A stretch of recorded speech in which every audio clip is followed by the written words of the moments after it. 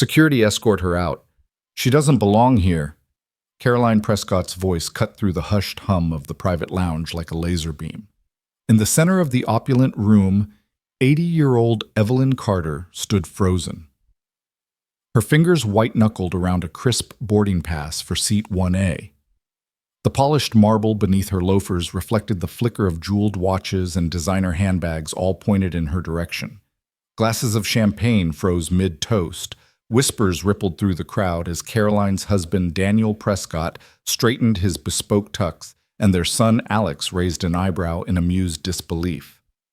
Evelyn's simple gray cardigan and scuffed loafers made her an anomaly in this world of privilege, a fact Caroline seized with relish. "I think there's been a mistake," Evelyn said quietly, her voice steady against the storm.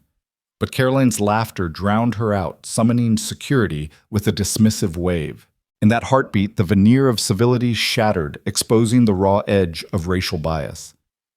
Don't let this moment pass in silence. If you've ever witnessed discrimination, share your story in the comments. Hit subscribe and ring the notification bell. You won't want to miss how Evelyn fights back in the next chapters. Evelyn Carter took a slow, deliberate breath as two uniformed guards approached. Their polished shoes clicked against the marble, mirroring the rapid beat of her heart. She held her head high, though every eye in the room felt like an accusation. Caroline Prescott stood a step ahead, arms crossed. Her crimson lips curved in a cruel smile. Behind them, Daniel Prescott nursed a glass of rare Scotch eyes flicking between his wife and the two guards, as though assessing whether Evelyn was truly a threat. Evelyn extended her free hand, revealing the boarding pass that bore her name, E. Carter. The guard, a young man named Thomas, took it, hesitantly scanning the holographic code. The machine beeped. Green. He raised his eyes, confused. "It's valid," he reported. Caroline's smile faltered just enough for Evelyn to notice. Daniel's jaw clenched behind her. Alex Prescott, perched on a bar stool, pulled out his phone and began filming. "This is nuts," he whispered to his followers.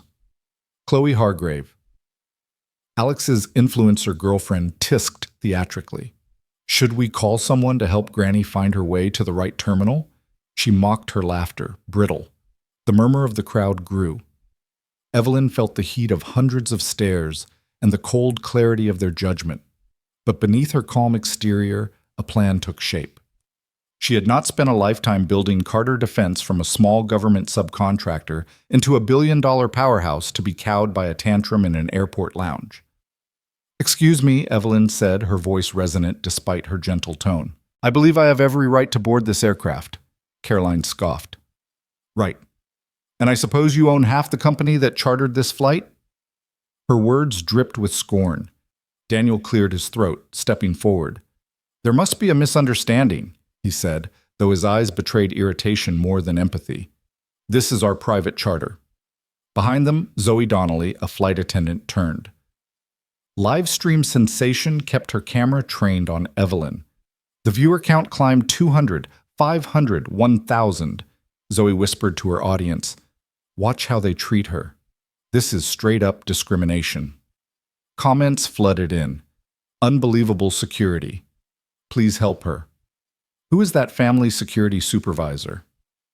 Marcus Reed arrived, his dark uniform crisp, his demeanor professional. He reviewed Evelyn's documents with methodical precision, boarding pass, driver's license, loyalty card status. Each beep confirmed her claim. His expression remained neutral, but his eyes softened. "Ma'am," he said to Evelyn, "it appears everything is in order. You have a confirmed seat in first class." Caroline's face flushed. "This can't be right," she whispered, though loud enough for the room to hear. "Run it again." Marcus obeyed, and again green light. Evelyn's lips curved in a small knowing smile. Chloe gasped. "You see, even the system says she's legit." Alex edged closer, lowering his phone. The atmosphere shifted. The Prescott family's easy confidence wavered as whispers turned to murmurs of support for Evelyn. A businessman in a corner booth tapped his tablet, his screen showing the live stream feed and Zoe's commentary, racial discrimination in real time, unbelievable. Daniel took a step toward Evelyn, voice low but tense. "This lounge is private. You're disrupting our guests." Evelyn met his gaze coolly. This flight is private, she countered, but first-class privileges are bought with dollars, not status. I paid for this seat weeks ago. Caroline's lip quivered. She waved at the guards again, but Marcus held up a hand. I'm sorry, he said firmly, but you'll need to stand aside. At his command, Thomas stepped back, creating a path for Evelyn. A hush fell. The only sound was the low hum of the ventilation and the distant click of Zoe's camera.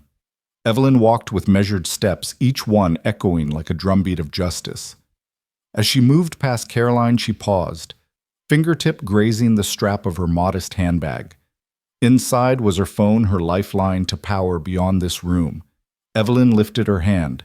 Before I go, she said, voice carrying, drawing every gaze, I want you all to witness something. Her words paused at 2. The moment stretched, cameras focused, and then with the calm precision of a surgeon's cut, Evelyn tapped her screen and pressed call. The name corporate liaison flashed. On the other end, her executive assistant Rachel poised and prepared. Rachel, Evelyn said quietly, though every word thundered, execute order C-271. Cancel all Carter defense contracts with Prescott Corp. Effective immediately. A ripple of shock swept the lounge. Caroline's mouth opened and closed like a startled fish. Daniel stammered, You can't. This isn't possible. Evelyn's gaze locked on his. Check your portfolios, she said. You'll see it is. In that instant, the Prescott empire built on privilege and prejudice began to crumble. Evelyn straightened her cardigan, the soft fabric as unassuming as steel armor. The guards stepped aside. Evelyn Carter walked past the Prescott family, reclaiming her seat in first class and her dignity. Silence reigned, broken only by Zoe's triumphant whisper to her live stream. And just like that, they've been checkmated. The boarding door slid open and Evelyn Carter stepped into the cabin, leaving behind a lesson no amount of privilege could erase. Respect is earned, and prejudice can destroy even the mightiest of empires. Daniel Prescott settled deeper into the high-backed leather stool at the far end of the bar, the amber glow of his scotch catching the light like treasure. He raised the glass to his lips with the practiced ease of a man who believes nothing can rattle him until, of course, today's unexpected spectacle. His charcoal suit was cut to perfection, the fabric whispering of Savile Row tailors and client lists that included heads of state. Yet even his impeccable posture couldn't hide the faint tremor in his hand. He glanced at his wife, Caroline, whose rage had just detonated this entire scene, and then back at Evelyn Carter, whose quiet authority now echoed through the lounge more loudly than any raised voice ever could. Alex Prescott lounged on a stool beside his father, feet propped casually on the footrest, phone in hand. He scrolled absent-mindedly through his feed, but his smirk flickered whenever his eyes lifted to Evelyn's unwavering calm. His camera roll swelled with live clips. Witnessing history. He texted a friend. Grandma's getting tossed from first class. He chuckled as if this were some private joke, his laughter betraying his detachment from anything deeper than social currency. In his world, a moment's outrage made for likes, retweets, viral stories, never for introspection or genuine empathy. Across from Alex, Chloe Hargrave tugged at her designer purse strap as though it were a security blanket. She'd built her brand on lifestyle vlogs and luxury unboxings, her influencer status a currency more valuable in some circles than gold. Today, though, she seemed unsure whether to film tweet or pretend none of this was happening. She kept blinks too rapid to be natural, as though her eyelashes themselves were nervous. Every so often, she'd lift her phone, bring it to her lips, record a whispered commentary. This is insane, guys. Why is she even here? And then she'd swipe up, rewatch her own words for likes, hungry for validation, even as she mocked the woman who had just outmaneuvered her in a single phone call. Evelyn Carter, meanwhile, sat with the unhurried grace of someone accustomed to power that transcended status symbols. The plush boarding seat enveloped her, yet she sat at its edge, feet firmly on the ground, back straight, hands folded around the simple leather purse resting in her lap. Her eyes, the pale blue of a clear winter sky, scanned the room with steady interest, acknowledging sympathetic glances and curious stares without a flicker of insecurity. She wore a modest gray cardigan over a crisp blouse, the buttons unmarred by logos. Her loafers scuffed at the toes spoke of miles walked in boardrooms and factory floors alike. She looked every bit the grandmother, yet carried herself like the CEO. She was sharp, deliberate, unflappable. If you've ever found yourself in a room where the balance of power shifts in the flicker of an expression, you know that momentary tilt when confidence turns to doubt. That's exactly what happened here. The lounge's gleaming surfaces, designed to reflect wealth and exclusivity, now echoed with a new message. True authority comes from integrity and preparation, not just name-brand couture and privilege. Daniel set his glass down, then deliberately making it resonate against the counter's marble lip. He turned fully toward Evelyn as if attempting to reclaim the room's focus. "Mrs. Carter," he began, voice low and rehearsed, "I would very much appreciate an explanation." His words dripped civility, but the undertow was clear. He expected her to falter under his scrutiny. Evelyn looked at him with the patience of someone listening to a long, familiar plea. "Mr. Prescott," she replied, voice quiet yet unwavering. "The explanation is rather straightforward. I paid for this seat as any customer would." She paused, letting that land. Not one person here had done more to ensure this plane, even this entire lounge, functioned at all. Her company supplied key avionics parts for the aircraft in question. Her research division had developed the cybersecurity framework protecting the airline's data. Yet none of that mattered until she chose to make it matter. Alex scoffed. He hadn't expected pushback like this. In his world, public humiliation was a passing trend. It faded once the next viral clip took flight. So when Evelyn's calm dismantled his family's theatrics, he felt unmoored. He raised his phone again, as if filming would shield him from this uncomfortable truth. Someone he'd never met had just outmaneuvered him with nothing more than dignity and facts. Chloe edged closer just enough to catch her reflection in the glass behind Evelyn. For a moment she studied the older woman's profile, the slight tightening at the corner of her eye that suggested a lifetime of focused scrutiny, the way her hands remained perfectly still, even as her assistant orchestrated legal maneuvers behind the scenes. She realized perhaps for the first time that influence had many forms and that overnight fame counted for little when measured against decades of genuine authority. Meanwhile, Daniel's phone buzzed incessantly. Notifications poured in, live feed, trending press en route, stock price dropping. The real-time fallout was no longer contained within these lounge walls. It rippled outward, flooding social media channels, corporate backrooms, executive suites far beyond any airport terminal. The scaffolding of the Prescott Lifestyle Board's gala's high-profile sponsorships began to tremble as the world watched. Evelyn sensed the shift and allowed herself a small, almost imperceptible nod. It was not prideful, but affirmative, acknowledging that her quiet strategy had taken root. She glanced at Zoe Donovan's camera, then at the gathering crowd of other passengers, some filming on their own devices. A group of business executives murmured in the corner, trading glances and data on their secure comms. The lounge had become an accidental amphitheater for a drama no one anticipated. In that charged silence, Caroline Prescott felt the first prickles of real vulnerability. She had built her identity around control of image, of message, of every aspect of her public life. Yet here she was, rendered powerless by an 80-year-old woman who refused to shrink. For all Caroline's designer suits and diamond bracelets, she lacked the one thing Evelyn had in abundance: unshakable self-respect. Caroline took a step forward, chin-lifted, voice steady, though brittle. "You may have your ticket, Mrs. Carter, but you don't have our permission."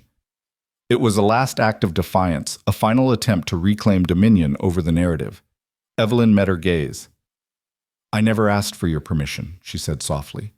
"I only asked for my seat." The simplicity of her statement cut deeper than any retort. It revealed Caroline's true error, conflating personal privilege with universal entitlement. The room exhaled as one. Drinks resumed their gentle clink. Conversations flirted back into life. Yet the undercurrent had changed. Respect, not entitlement, now set the tone. The hush spoke volumes. Sometimes the quietest words are the loudest. Daniel stood squarely facing Evelyn, perhaps desperate to reassert his authority. He opened his mouth to speak, but found the roar of notifications too loud, too real. Instead, he swallowed and signaled for another drink, as if drowning out reality with a familiar ritual might restore equilibrium. Alex leaned over to Chloe, whispering, "What just happened?" Chloe shrugged, eyes wide. "I don't know, but we're definitely trending." Their world-like sponsorships, brand deals felt suddenly fragile, suspended in a current far stronger than any curated image. As Evelyn settled deeper into her seat, she allowed her gaze to wander over artful lighting fixtures, over plush carpets, over the gathering of elite patrons. Each of them had choices in that moment to join Caroline's chorus of shame or to recognize the quiet correctness of Evelyn's stand. Many chose the latter, instinctively adjusting their posture, redirecting their phones away from her and toward the Prescott family's stunned faces. In that single tableau of bespoke suits, scuffed loafers, streaming phones, and hardened gazes, the true meaning of power revealed itself. It wasn't in the brand names sewn into lapels. It wasn't in the follower counts flashing on screens. It was in the unspoken contract of dignity we owe one another as human beings. And as Evelyn rested her hands on her lap, allowing the moment's gravity to settle, the lounge shifted around her. The narrative had changed forever. Caroline Prescott's eyes narrowed as she stepped forward, voice dripping contempt. Fake ticket, she declared, each syllable sharp as a blade. How did you even get past security?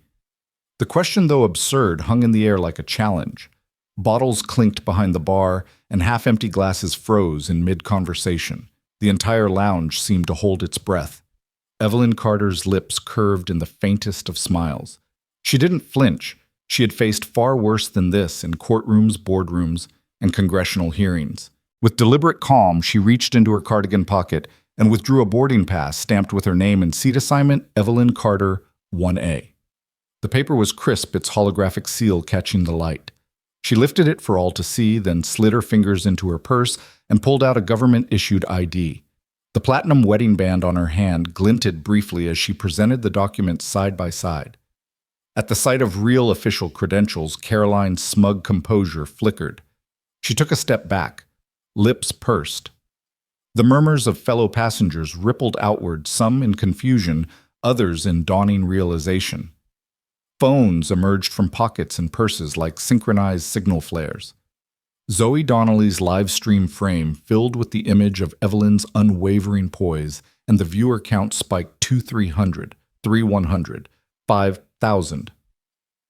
That can't be real.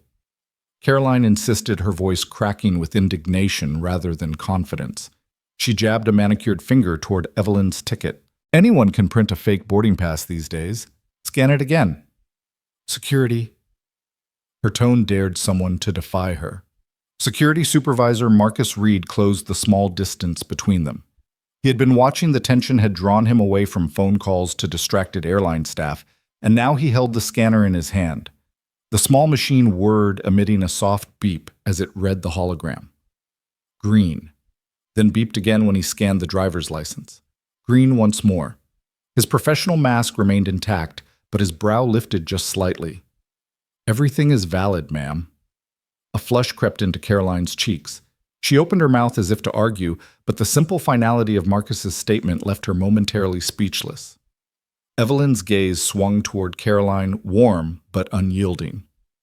I booked through Carter Aviation Partners, just like any other customer, she said gently. I've flown first class with this airline for over 20 years. Laughter erupted from Alex Prescott, who had been filming the entire exchange. Over 20 years, he scoffed into his phone's microphone, layering ridicule atop his live feed. Show us your mileage balance. The crowd tensed. Some passengers shot Alex annoyed looks, but many leaned in curious to see how far his mockery would go. Chloe Hargrave fluttered closer to the bar, pressing her phone camera against the marble. Should we ask her about her password? She teased in a loud whisper. Or what she has hidden in that weird little purse. She forced a giggle that sounded brittle, an attempt to reclaim control of a scene clearly slipping from her family's grasp. Evelyn simply waited. The hush that fell among those around her spoke louder than any retort. She allowed Marcus to finish scanning and waved her hand, indicating she was ready to move on. I appreciate your assistance, officer, she said to Marcus. Then addressing the gathering spectators, she added, Thank you for your patience. The politeness in her tone underscored the absurdity of the situation. Here she was being forced to prove her legitimacy by a billionaire's family in a private lounge while every luxury around them stood on the contracts her company held. Zoe's voice broke the silence, urgent and incredulous. Folks, you are watching firsthand what happens when privilege meets prejudice. Security has confirmed Mrs. Carter's documents are real, yet this family is still trying to push her out.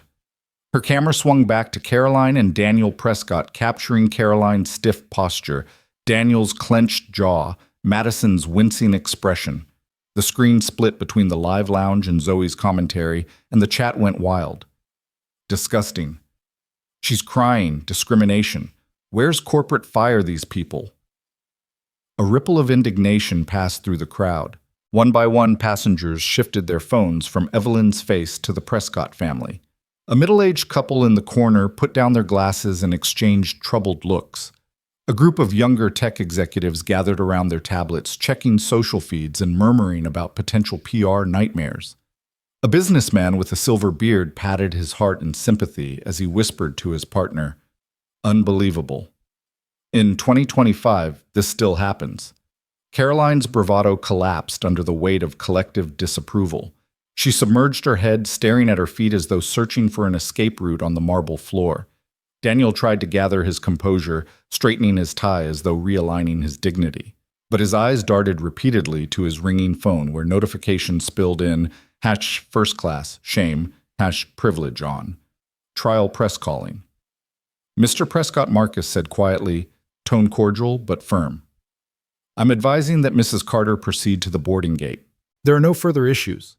His eyes flicked to Evelyn, respectful, then back to Daniel, obliging in a way that left no room for argument. Daniel swallowed. For the first time, he looked uncertain, an unfamiliar shadow crossing his features. He raised a hand as if to stop everyone, but his voice failed him. Caroline shrugged helplessly, eyes wide with dismay, and muttered something about corporate security, but no one moved. Everyone watched. Evelyn rose purse in hand, her movement graceful despite the earlier confrontation. She offered Caroline a bow, slight, respectful, and entirely intentional. "Thank you for your assistance," she said again, voice carrying through the lounge. "If you'll excuse me." Then she turned on elegant heels and walked toward the private door leading to the jet. As the door slid open, Zoe's camera captured Evelyn's silhouette against the bright sunlight of the tarmac. The live stream viewers soared past 25,000 comments flooding in. Her dignity is unshakable. This is how you do it. Lessons in class. The phrase "real CEO energy" trended instantly. Inside the lounge, the Prescott family's posturing lay in ruins. Alex's phone call ended abruptly as his battery began to die. Recording for half an hour had taken its toll. Chloe dropped her phone onto the bar, breathless, and suddenly aware of how petty her earlier mockery had been. Daniel cleared his throat. Eyes flicking to the exit, Caroline pressed a trembling hand to her mouth as if shocked at the person she had become. Marcus Reed lowered his scanner and slipped the documents into his pocket. He turned to address the remaining passengers, voice calm and professional. "Ladies and gentlemen, thank you for your cooperation. The flight will begin boarding shortly." His announcement was procedural, but his glance toward Evelyn's empty seat conveyed genuine respect. One by one, the watchers exhaled, the collective tension releasing like a sigh long held. Conversations resumed in hushed tones, but the energy had shifted. In every circle, people leaned toward one another, exchanging thoughts about justice, about privilege, about the quiet power of facts and dignity. They had witnessed an unscripted public trial and seen prejudice unmasked. Outside, Evelyn Carter paused at the threshold for a final glance, as if to reassure the room that the moment wasn't over. She lifted a hand in a discreet salute, then stepped onto the jet. The door closed softly behind her, sealing off the private spectacle and propelling her into the cabin where her rightful place awaited. Moments later, as the lounge emptied toward the main terminal, the digital aftershocks continued. Screens showed news banners updating with elderly CEO triumphs over discrimination and billionaire family humiliated live. Social media influencers posted reaction videos. Business networks prepared breaking news segments. And somewhere in that commotion, the Prescott name was forever linked to a cautionary tale about entitlement bias and the enduring power of quiet resilience. The public trial had begun and ended in a single scene. A humble boarding pass, a steady gaze, and the refusal to yield had overturned years of inherited arrogance. In that private lounge, every luxury item from the velvet chairs to the crystal decanters stood as witness to an immutable truth: dignity and integrity demand their own class of respect, one no ancient pedigree or designer label can ever command. Zoe Donovan's thumb hovered over the Go Live button for a breathless second before she tapped it. Instantly, the red dot blinked at the corner of her screen, and her follower count jumped from 20 to 500 in mere seconds. She angled her phone so the camera captured everything. Caroline Prescott's sneer, Daniel Prescott's clenched jaw, Alex Prescott's smirk behind his phone, and most importantly, Evelyn Carter standing resolute in the middle of the fray. Zoe pressed the mic icon and whispered, "You guys have to see this. This is elder abuse and it's racist as hell." Behind Zoe, the lounge seemed to tilt on its axis. Conversation slowed, bites of croissant paused halfway to mouths, and even the clink of ice in glasses dulled to a hum. The Prescott family, accustomed to controlling every narrative, found themselves helplessly playing out their cruelty on a live stream that could not be switched off. Zoe's viewers exploded 300, 800, 1,200, all typing furiously in the chat. "Security, do your job. This is disgusting. Call corporate." Their words scrolled upward in a blur, each new line pushing the outrage higher. Caroline Prescott noticed the glare of phones angled in her direction and spun toward Zoe, her eyes razor sharp. "What are you doing?" she demanded. Voice pitched so sharply it could have cut glass. "Get off your phone and mind your own business." But the damage was done. Zoe's followers, witnessing the Prescott matriarch's fury, clicked. Cher copied the stream link and blasted it across platforms. In a matter of seconds, #elder abuse and #first-class shame trended on multiple networks. Daniel Prescott shot a warning look at Chloe Hargrave, who dropped her own phone in surprise. "Don't encourage her," he hissed, ducking his head as if wetting his finger to test the air before speaking. But the air was already electric and public. Alex Prescott, ever the opportunist, realized the shift and began hosting a split-screen reaction, half showing Evelyn's dignity, half showing his family's unraveling. "This is insane, right?" he chattered to his dwindling live audience. "She's got a ticket. Look at it. Yet they still want her out." He toggled between incredulity and mockery, but the mockery fell flat. His viewers began to tune out, disgusted by his cruelty. Zoe's voice, calm and precise, narrated what no one dared to say aloud. "Notice how they're cornering her, how they're trying to make her small. It's not about a ticket. It's about reminding a black woman of her place." The chat flooded with support. "Teach them a lesson. We see you, Evelyn. This is why we document everything." Each message felt like a drumbeat of solidarity echoing around the lounge, punctuating every scoff and sneer from the Prescott clan. A ripple of phones passed through the room. Business travelers, vacationers, pilots on standby, all drawn into Zoe's live feed. Some whispered into their own devices, "Record this! Get the audio!" Others simply held up their cameras, capturing every detail from every angle. The lounge transformed into an impromptu amphitheater of justice, where the collective gaze no longer favored wealth, but truth. Behind the camera, Zoe adjusted her focus on Daniel Prescott as he rose from his stool, glass of scotch trembling in one hand. He opened his mouth to speak, but paused, realizing that whatever he said would be preserved, time-stamped, and shared. He swallowed and turned, storming over to the bar where the staff watched uneasily. He barked an order so low Zoe could barely catch it. "Stop her stream. Security." But security was already compromised. The lounge staff exchanged furtive glances, unwilling to appear complicit in suppressing evidence of wrongdoing. Chloe, trying to reclaim control, stepped in front of Zoe's camera. "You need to delete this," she snapped, voice urgent. "It's private property." Yet as she spoke, her words were swallowed by the rising tide of digital dissent. On Zoe's feed, comment scrolled, "Not private when you're a public nuisance." Copyright.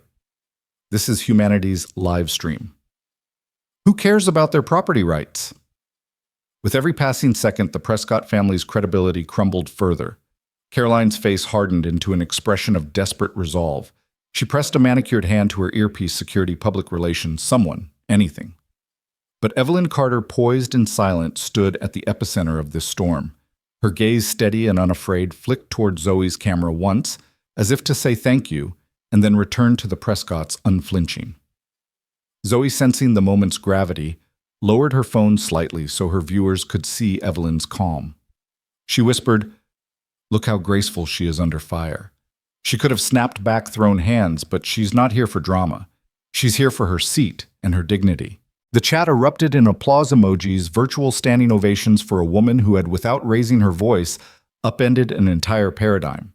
Far from the glare of screens, a small group of passengers had gathered near the bar. Among them was a woman in a crisp business suit who tapped out a quick text, "Need this footage for legal." Another, an airline executive off-duty, scrolled through Zoe's live stream and grimly set his phone to record internally. He muttered, "We'll have to address this corporate-wide." In that moment, the private lounge's walls ceased to contain the incident. It was already spilling into boardrooms, newsrooms, and living rooms around the world. Even as the digital mob roared, Caroline Prescott made a last panicked attempt at damage control. She marched toward Zoe and yanked the phone from her hand. The device's screen flashed brightly, capturing Caroline's hand around it and Zoe's unfazed smile just behind. In that snapshot, the entire conflict crystallized: aggression versus dignity, prejudice versus proof. Caroline spun around, brandishing the phone like a trophy. "I've got it," she said, voice triumphant for the first time in minutes. "I'll delete this." But Zoe leaned forward, eyes locked on the lens. "Delete your hypocrisy first," she said quietly. Her followers cheered in the chat. Mic drop Zoe for the win. Daniel, realizing his wife had just given Zoe free rein to post Caroline's meltdown, reached out to snatch the phone back, but Chloe hurriedly blocked him, clutching the device to her chest. Suddenly, the family's coordinated front fractured. One tried to seize control while the other fought back. In that chaotic tangle, Zoe slipped away, phone still streaming, weaving through the crowd to safety. The digital frenzy reached a crescendo as Zoe's followers shared her link with every contact they had. Notifications pinged across social media. Watch live. This is real. Don't scroll past. Moments later, clips from her stream were reposted by news outlets.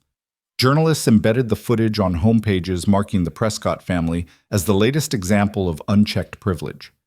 Back in the lounge, the aftermath of Zoe's live stream settled like dust after an explosion. The Prescott trio, Caroline, Daniel, and Alex, stood pale and speechless, surrounded by a shifting crowd of incredulous onlookers. Drinks had been abandoned. Phones lay face-up on tables, screens still playing clip after clip of Caroline's outburst. A hush fell once more, heavier this time. The room's energy shifted from voyeurism to collective reckoning. Daniel raised a shaky hand only to drop it when he remembered how many cameras were trained on him. Caroline's eyes flicked from guest to guest, silently begging for an ally. None came forward. Even the lounge staff averted their gaze, stepping back as if unwilling to be part of this scene. At the heart of it all, Evelyn Carter watched quietly. Expression unreadable. Her muted triumph was not in the public spectacle, but in the knowledge that truth once set free cannot be caged. She folded her hands in her lap and waited for the roar of accountability to settle into something more permanent. Somewhere off camera, a soft chime announced the final boarding call for Flight 447. The Prescott family stiffened as if recalling they had somewhere to be. Caroline straightened her shoulders and attempted a reinvigorated facade of control. "Let's go," she muttered, but her voice lacked conviction. Daniel stepped forward, but all eyes were on Zoe's phone screens where the world bore witness to the Prescott collapse. As the door to the jet swung open, Evelyn rose serene as ever and gathered her purse. Passengers parted to let her through, some offering small nods of respect, others murmuring apologies under their breath. Zoe's live stream continued to capture every step, every echo of click-clacking heels on the tarmac's rubberized surface. And then as Evelyn climbed the stairs to first class, the lounge fell silent once more. No applause, no cheering, just the reverberating knowledge that in the digital age cruelty may spark in private, but it burns brightest when shared. The doors closed behind her, but the live stream did not end. It shifted to social media timelines, news feeds, and group chats, carrying the story far beyond the gilded walls of that private lounge. In that moment, the Prescott family's darkest moment became a catalyst for change witnessed by thousands live and millions more to come. Evelyn Carter's quiet strength, amplified by Zoe's courageous click, transformed a scene of humiliation into a reckoning none would soon forget. Supervisor Tom Reed's scanner hummed as he lifted Evelyn's boarding pass under the reader's light.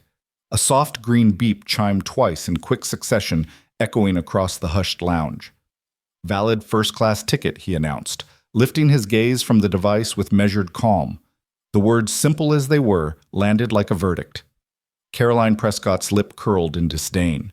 Her perfectly manicured fingernail tapped against her palm, as if the rhythm alone could rewrite reality. "Run it again," she snapped, voice low but fierce, as though the ticket's legitimacy threatened her very identity. "I want to hear it from the system one more time." Tom's professional patience flickered only for a moment. He met her eyes levelly, then returned to his task. He slid the pass through the slot again, the scanner word lights flickering and then unmistakably beeped green. Twice. "Confirm, ma'am," Tom said crisply. He slid the pass back toward Evelyn, who accepted it with a serene nod. Daniel Prescott cleared his throat and stepped forward, motioning for Tom's earpiece. "Supervisor," he began quietly, though still loud enough for bystanders to catch every syllable. "Are you certain this isn't a system error? Our screens should be locked to private charters only."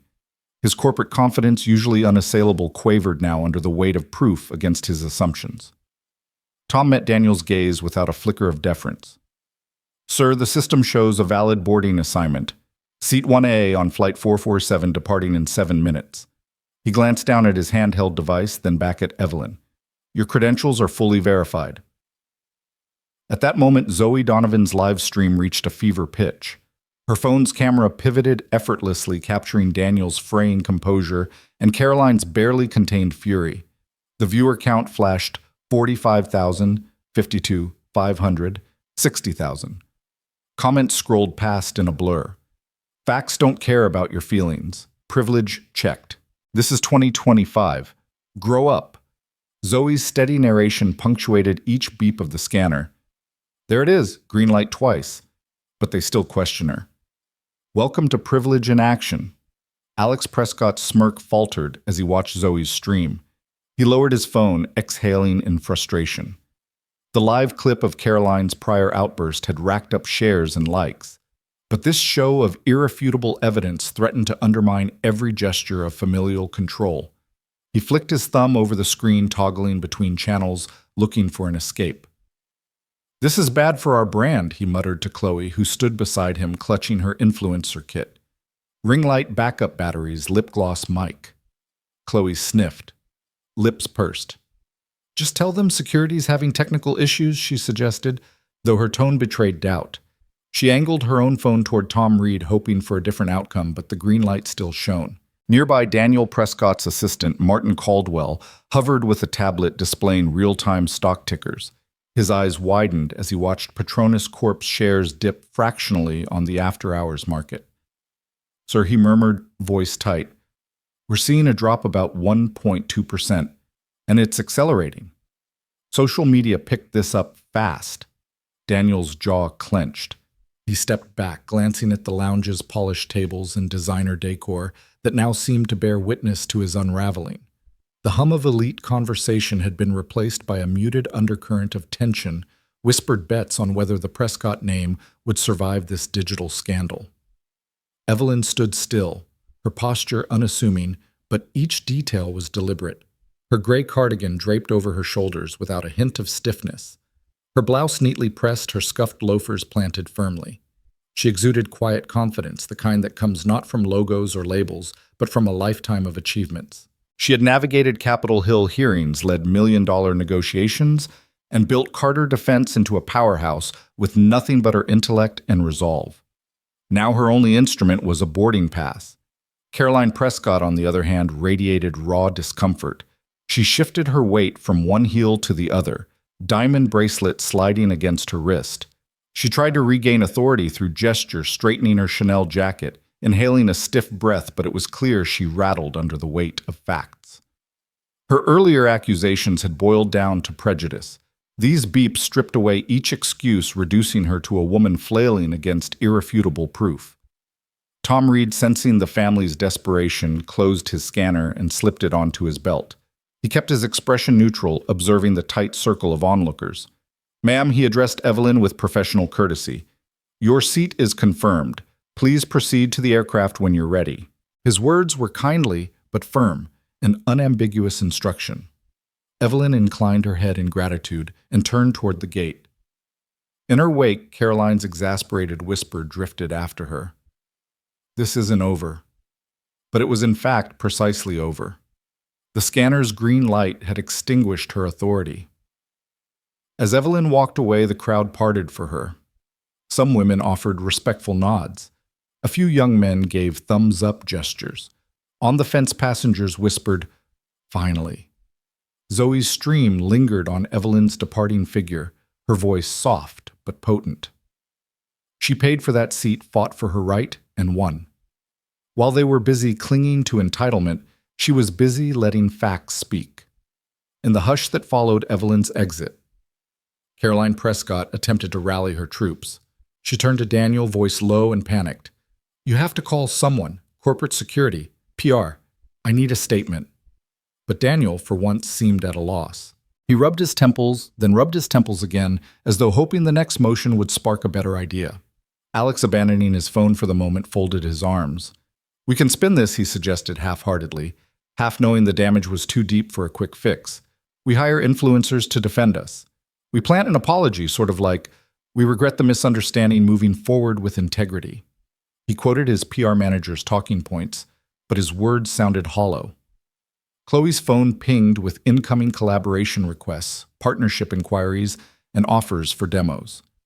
She stared at the notifications, realization dawning.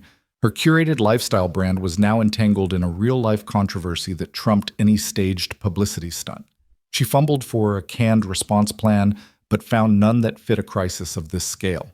Behind the bar, the staff exchanged glances. The bartender Laurent cleaned a glass with a towel, his expression unreadable, until he finally laid the glass down and said quietly to a nearby server, "She did it.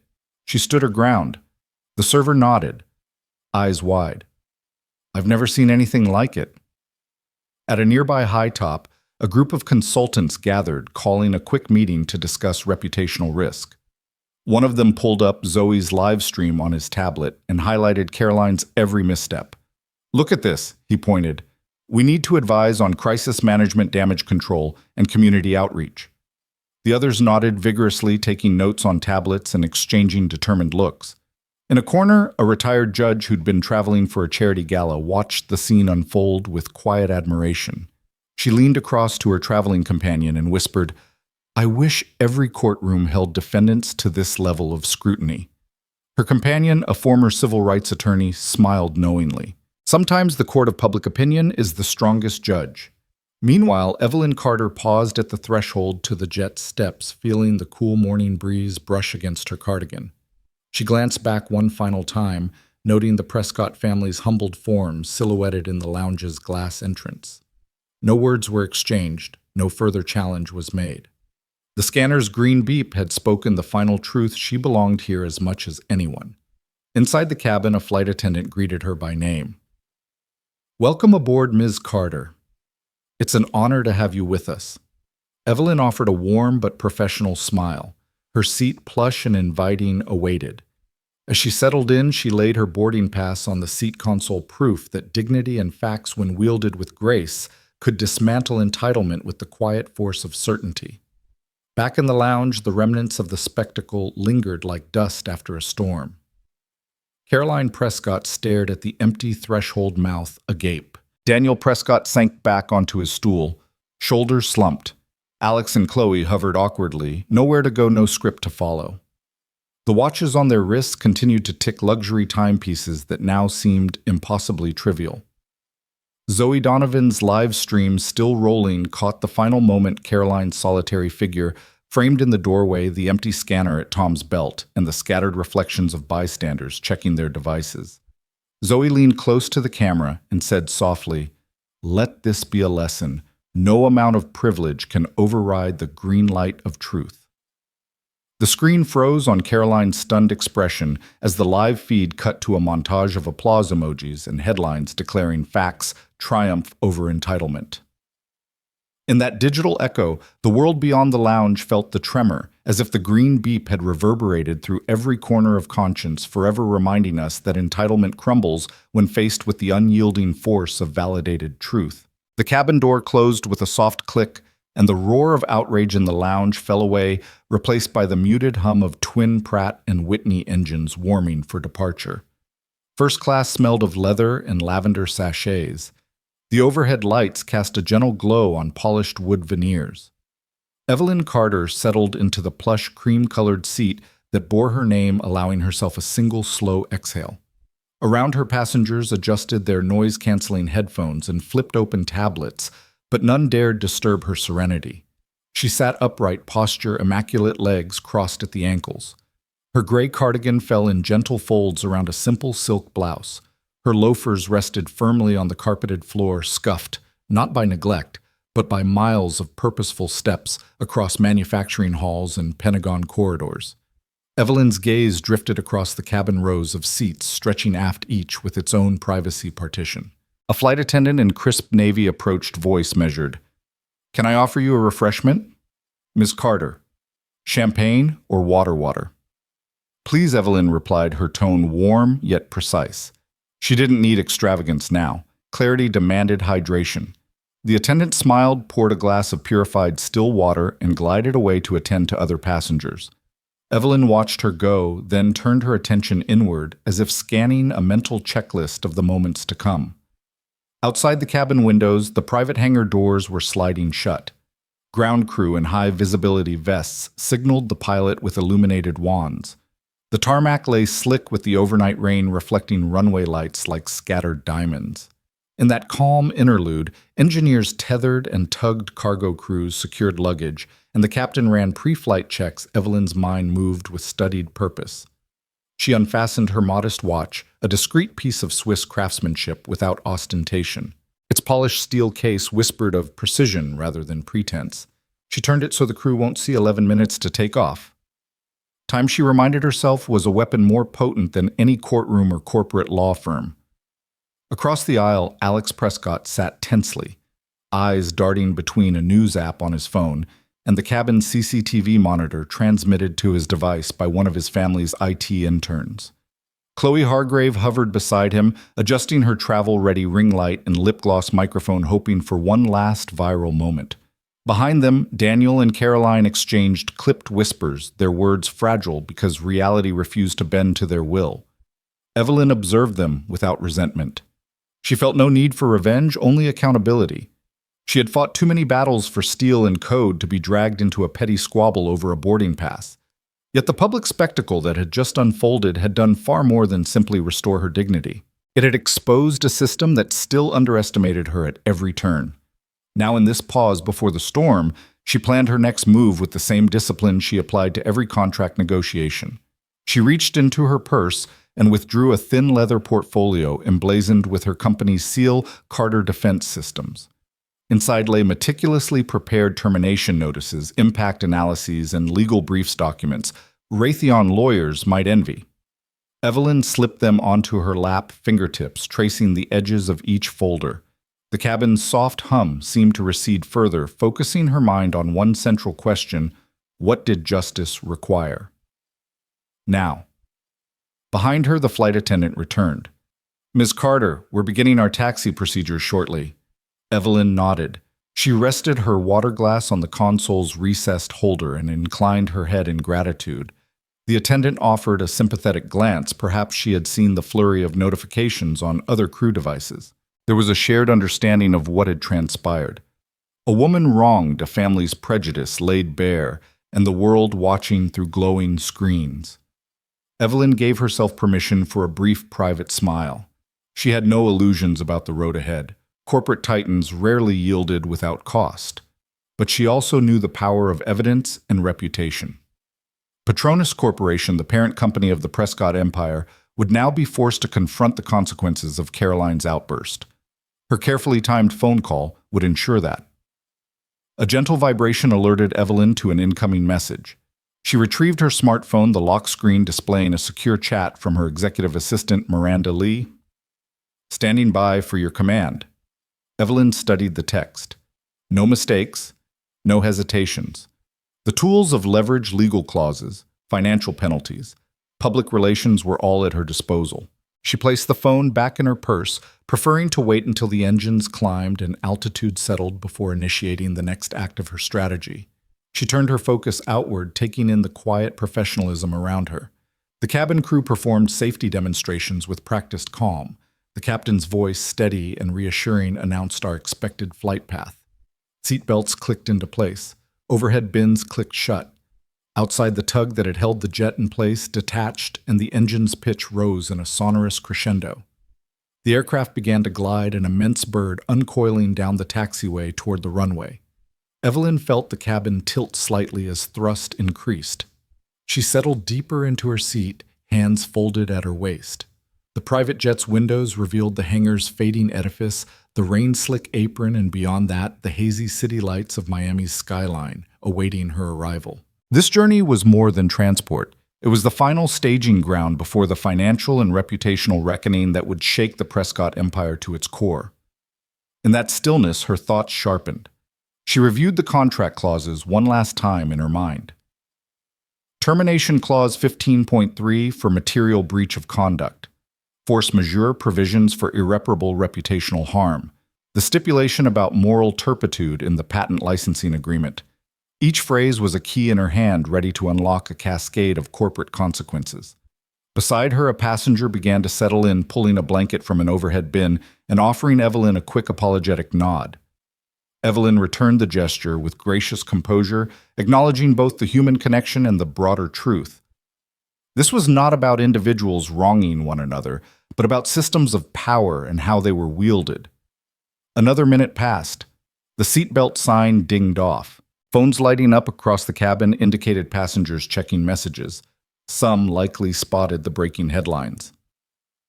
Elderly CEO triumphs over discrimination. Prescott Corp shares falter after airport incident, billionaire family under fire. Evelyn allowed a flicker of satisfaction. The court of public opinion was now firmly on her side. The flight leveled off at cruising altitude, the cabin settling into a gentle, rhythmic hum. Light cabin service commenced blanket slippers, a selection of gourmet nuts. Evelyn declined further offerings, preferring to conserve her senses for what lay ahead. She placed the portfolio on the seat console and unclipped the pen she always carried tucked into her blouse pocket. The pen's weight was familiar, a precision instrument for drafting orders with irrevocable effect. She glanced at the Prescott family one final time. Daniel turned his phone away, face buried in his melancholy. Caroline's fingers drummed anxiously on the armrest. Alex checked his social metrics as though to find some salvageable pride. Chloe dabbed at her lip gloss eyes, reflecting both disbelief and fear. None of them could imagine the full scale of the storm approaching. Evelyn clicked her watch and saw it was exactly 15 minutes past departure. In 12 minutes, she would be at optimal connectivity to execute her directive.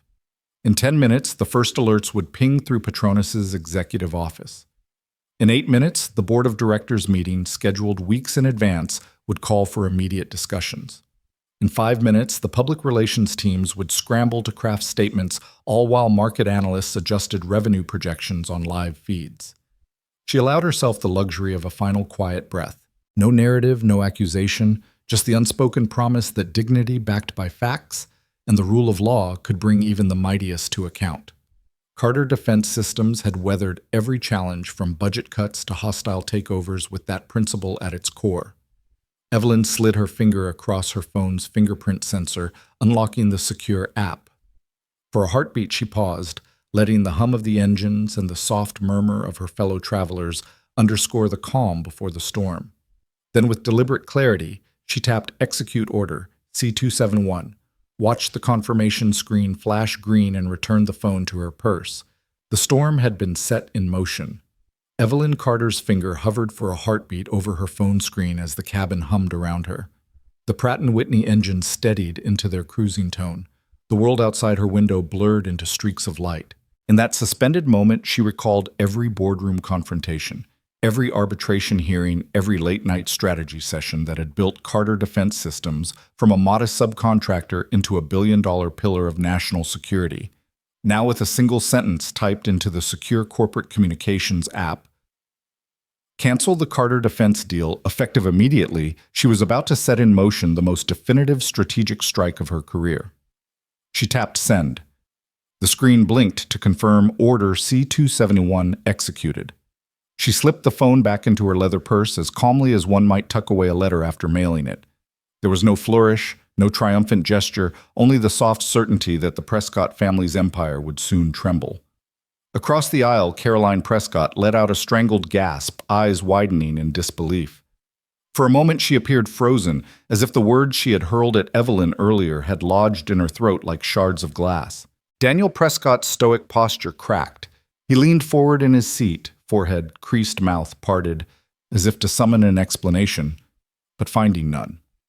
Alex Prescott scrolled through his phone, panic replacing smirk, his live stream feed exploding with alerts. Breaking Carter, defense cancels, Prescott contract. Chloe Hargrave's ring light clattered onto the console in shock, the soft click echoing in the cabin.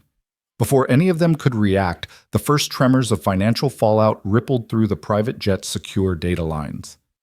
Evelyn's assistant, Miranda Lee, back in Arlington, Virginia, was already dispatching the termination notice to Petronas Corp's general counsel. Simultaneously, Carter Defense's legal department triggered a cascade of notifications. Supply chain managers paused pending shipments. Contract administrators squared away the closing protocols, and the compliance team began archiving transaction records, all in a choreographed sequence executed within seconds.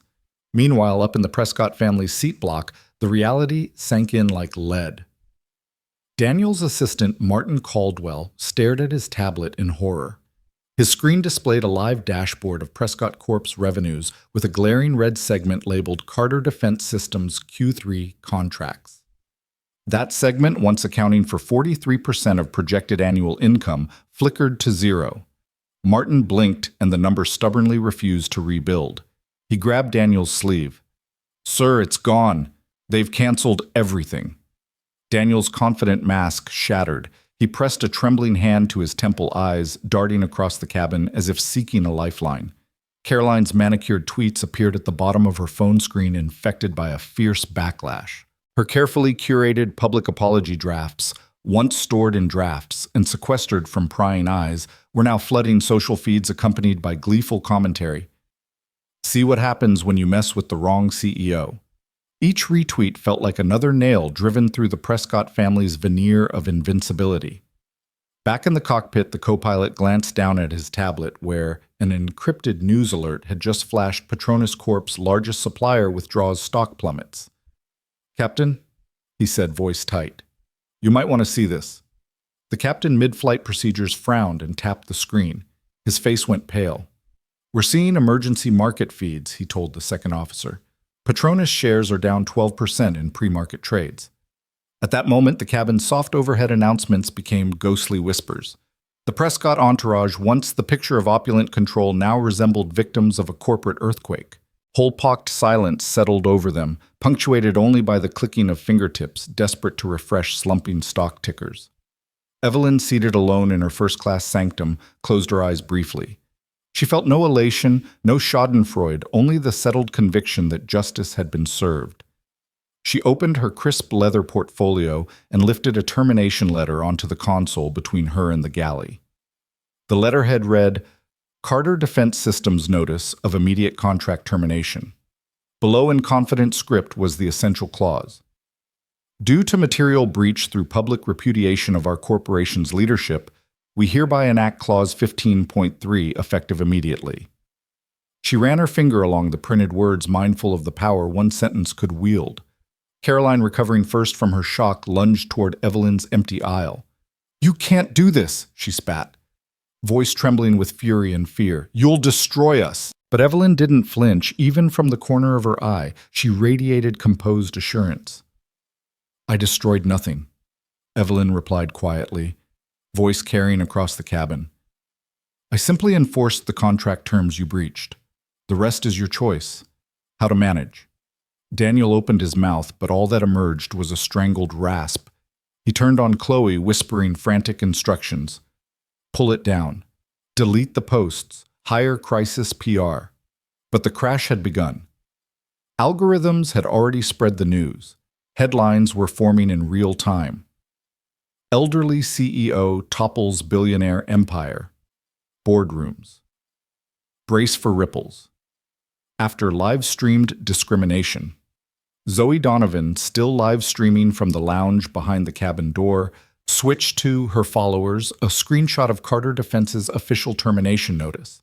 She read aloud, "Effective immediately, billion-dollar supply and patent contracts with Patronus Corp are canceled." Her audience count soared past 200,000 as viewers shared, reposted, and retweeted every detail.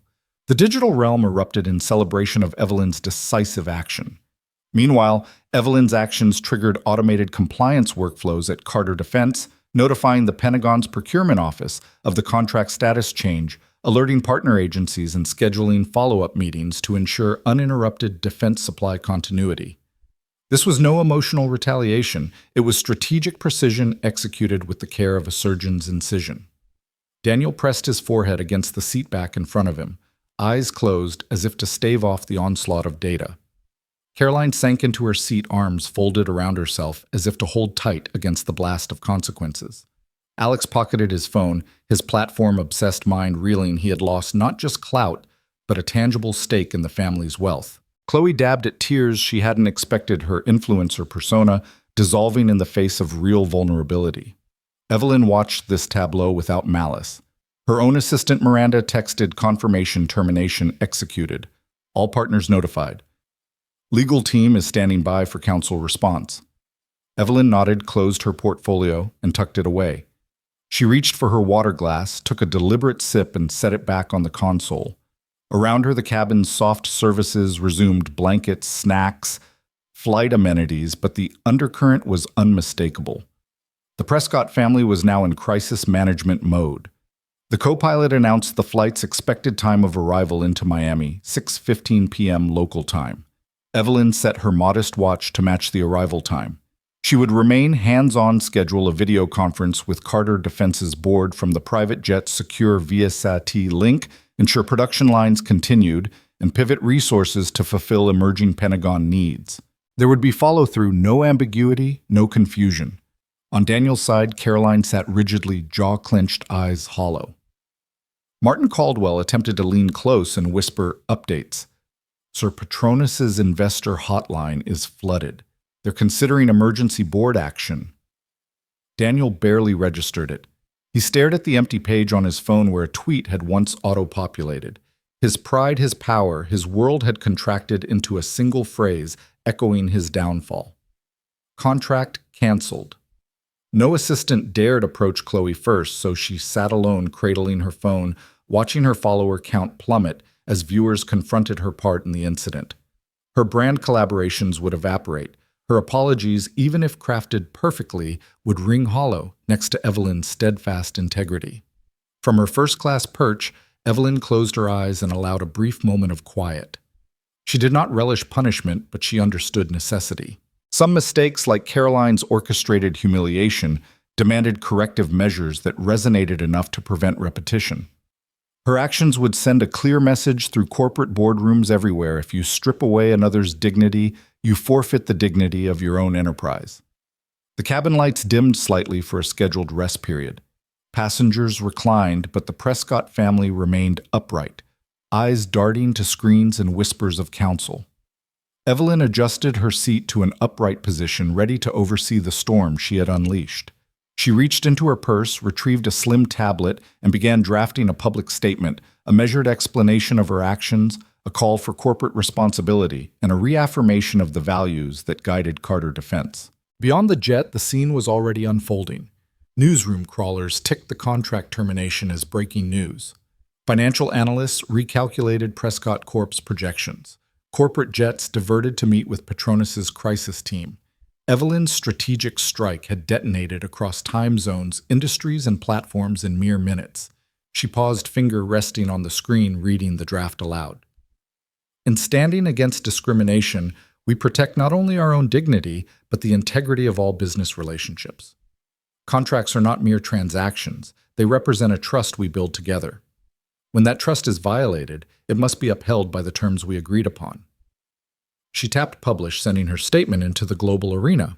No fanfare followed, only the quiet hum of the jet and the soft beeping of incoming acknowledgments. Compliance officers nodding and understanding, logistics heads confirming alternate supply routes, Pentagon liaisons expressing relief that critical defenses would remain on schedule. Across the cabin, the Prescott clan listened through the thin walls of their shared compartment, their empire's collapse measured in data feeds and diminishing hope. Evelyn leaned back, hands folded, eyes steady. The storm had broken.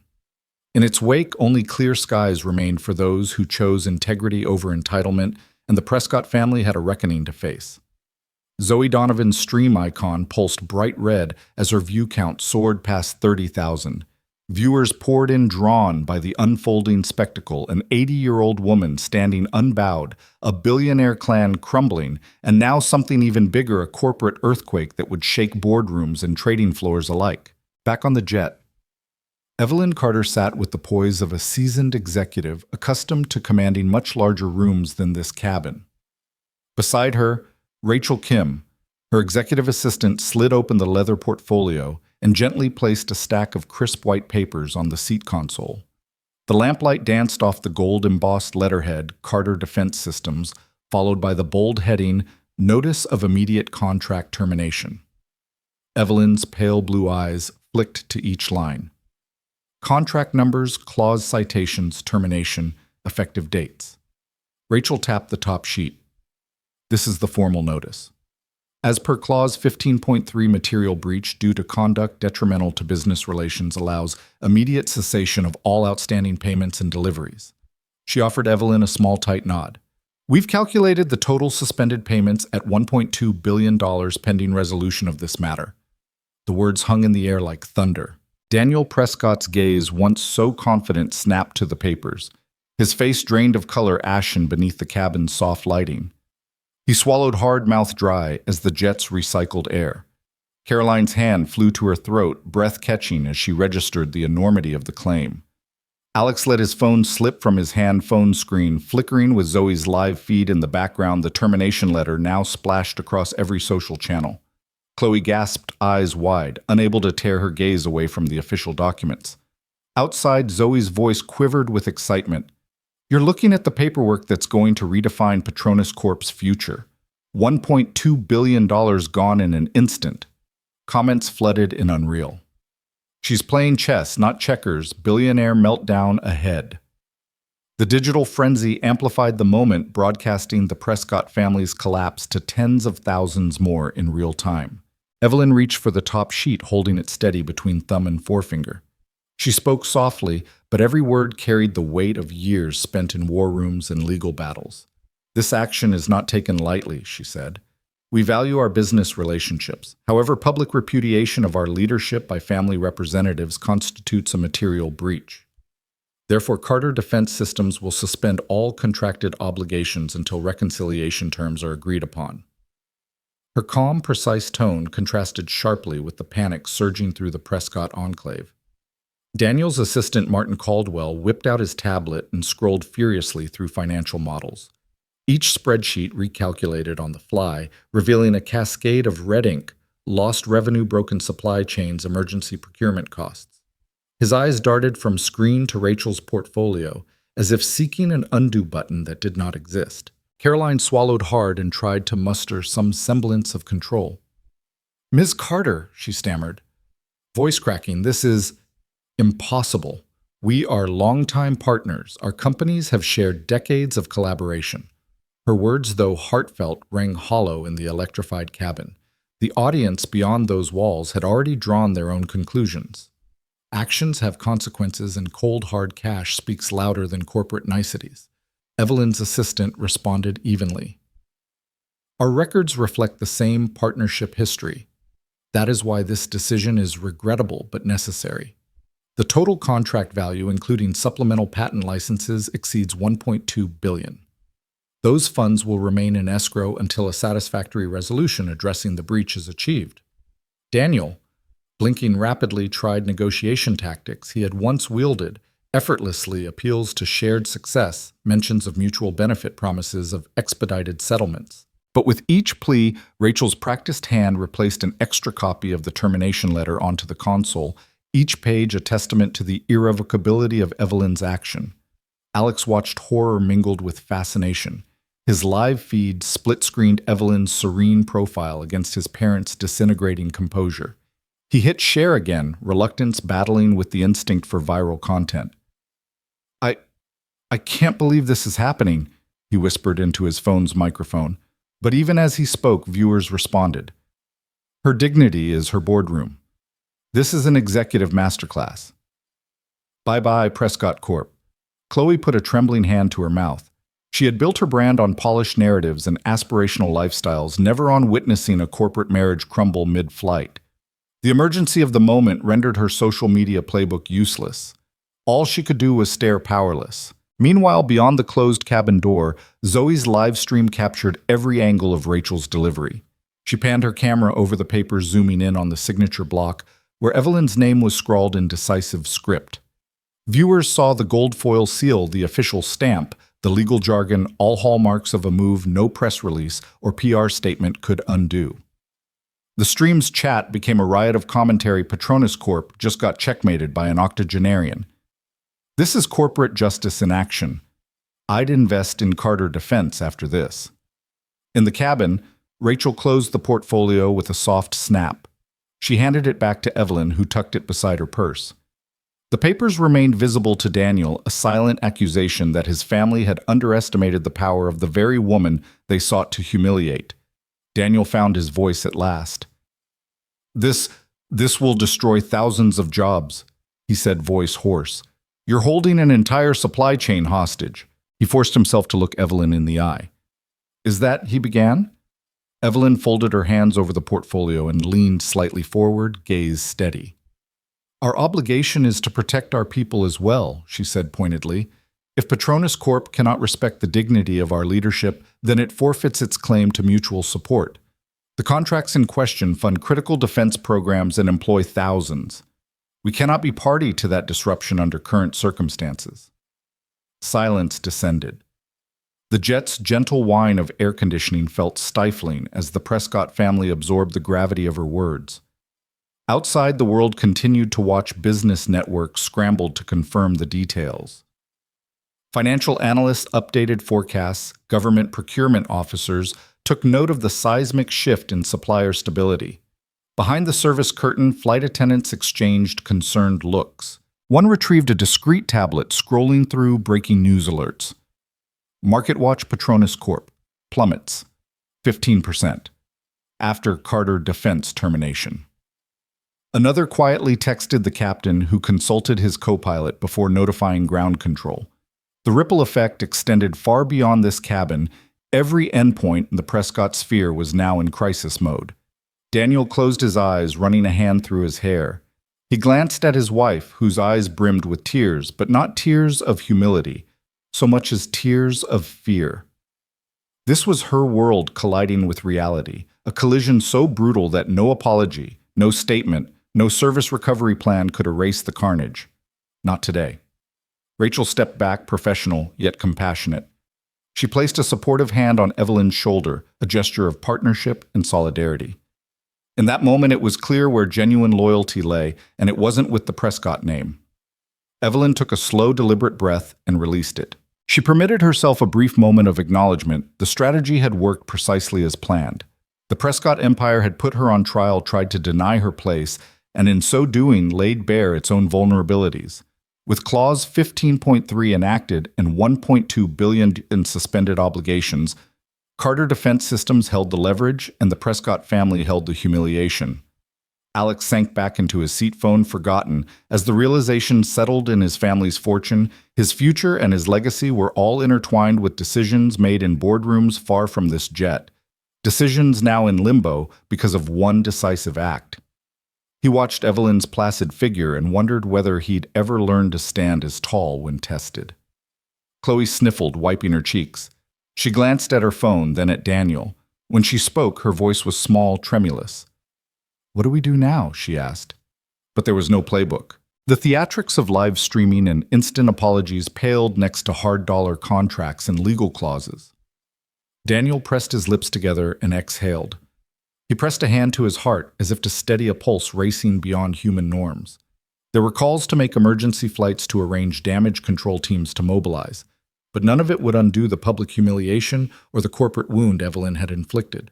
Evelyn gathered her portfolio, smoothing the creases, a quiet smile touching her lips. She had no relish for this moment, only the satisfaction that the facts had prevailed over entitlement, that dignity had trumped cruelty, and that her preparation had converted a moment of injustice into an irrefutable victory. The jet hummed steadily as it cruised toward Miami. In first class, the storm of humiliation and financial chaos swirled around the Prescott family, while Evelyn Carter sat above it all calm and resolved. The corporate earthquake she detonated sent tremors far beyond this cabin, through trading floors, executive suites, and government agencies alike. And as the flight attendant offered her a refill of water, Evelyn accepted with a nod, already focused on the careful work of rebuilding trust and stability for those she led, leaving the Prescott name to grapple with the aftershocks of its own making. Daniel Prescott rose from his seat so abruptly that the overhead bin rattled, drawing the eyes of every first-class passenger. He swallowed hard voice, barely more than a rasp, as he addressed Evelyn Carter across the small aisle. "Ms. Carter, Evelyn, please, I need to speak with you privately." His tailored suit, once the emblem of unshakable confidence, now looked like ill-fitting armor. His hands trembled at his sides, betraying the urgent fear that coursed through him. Evelyn lifted a single impeccably arched eyebrow, but remained seated as serene as moonlight on glass. The cabin's hush deepened. Even the flight attendants paused their service carts to watch. Outside the closed doors, Zoe Donovan's live stream crackled with activity. Daniel Prescott is begging for a private chat. What could he possibly have to say now? The viewer count climbed 58,000, 72,000, as thousands awaited his next move. Daniel leaned in, lowering his voice, though it carried in the cabin's still air. This cannot go down like this," he said, gaze flicking nervously toward Zoe's camera, peeking around the corner. "We need to handle this quietly, away from the cameras. Just you and me, no one else." His plea sounded less like negotiation than desperation.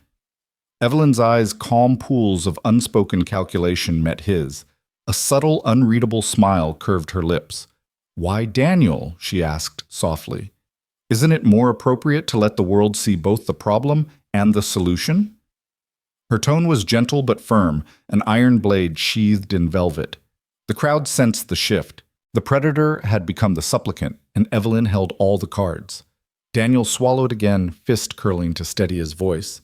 "Because this is a matter of reputation," he whispered, though every word was destined to echo across social media feeds. "If we address it publicly, we risk further damage to both our families." His eyes slid to Caroline, pale and trembling beside Alex and Chloe. "Please," he added, voice cracking, "let us resolve this behind closed doors." Evelyn arched a brow, the gesture magnified by hangar lights and camera flashes beyond the cabin. "Closed doors," she repeated. "You mean doors that shield you from consequences?" She leaned forward, hands resting on her portfolio.